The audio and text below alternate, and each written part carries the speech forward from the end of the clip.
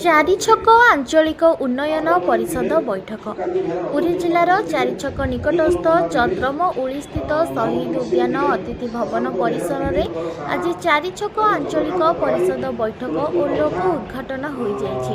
परिषदर सभापति अर्जुन पात्र सभापतित्व में अनुष्ठित बैठक में मुख्य अतिथि भाव समाजसेवी प्रभात कुमार महापात्र, मुख्य वक्ता भाव प्राक्तन अध्यक्ष प्रोफेसर गोपीनाथ कर, सम्मानित अतिथि भाव समाजसेवी सनातन पात्र, रमा रमण देवपात्र प्रमुख जोगदे चारिछक आंचलिकतार विभिन्न समस्या संपर्क में आलोचना करने सहित से सबुर समाधान करने को आज बैठक में आलोचना कर एही अवसर में अतिथि मानक द्वारा चारिछक आंचलिक उन्नयन परिषद लोगो उन्मोचन कर परिशेष में परिषदर संपादक डॉक्टर केदारनाथ साहू धन्यवाद अर्पण करथिले।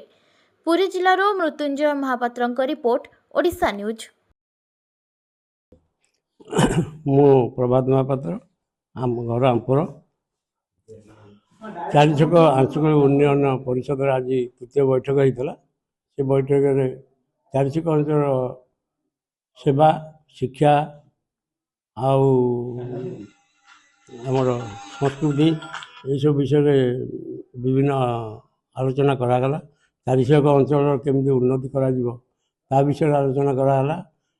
यथा मेडिकल डाक्तर नियुक्ति, चारिछक ट्राफिक समस्या, शौचागार, विश्रामागार एवं विभिन्न परिमल विषय आलोचना करागला एवं कार्यकारी करने गोटे कार्यकारी कमिटी गठन करागला। से कार्यकारी कमिटी रे आम अंचलर विशिष्ट शिक्षाविद, जननेता एवं अन्यान्य मान्यगण्य व्यक्ति मान जोगदे निजर मतामत व्यक्त कले। आसंता दिन में ये संगठन चारिछक बजार को उन्नतिकरण करने विभिन्न प्रकार पदक्षेप नापी आमर आलोचना कराई। आमर करागला जो मीटिंग रे सेटा पास करागला एवं गोटे 6 जणिया कमिटी करागला। से कमिटी रे आमर बहुत मान्यगण्य व्यक्ति रहिले। सेगुड़िक कार्य करने एग्जीक्यूटिव कमिटी की दायित्व दिगला। आसंता दिन में चारिछक बजार उन्नति आम समस्ते शपथ नहीं आगे जावाक शपथ करूँ। धन्यवाद। मु डॉक्टर केदारनाथ साहू चारिछक आंचलिक उन्नयन परिषदर साधारण संपादक।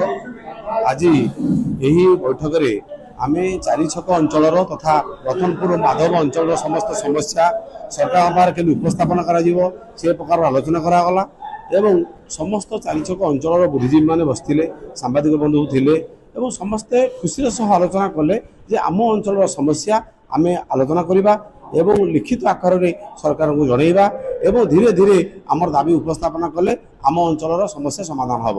आई जो चारिछक आंचलिक उन्नयन परिषद ये एक बुद्धिजीवी संगठन जोटा कि लोक मानकर आदृत होती एवं निश्चित भाव में ये कार्यक्रम धीरे धीरे सुदूर प्रसारी हम।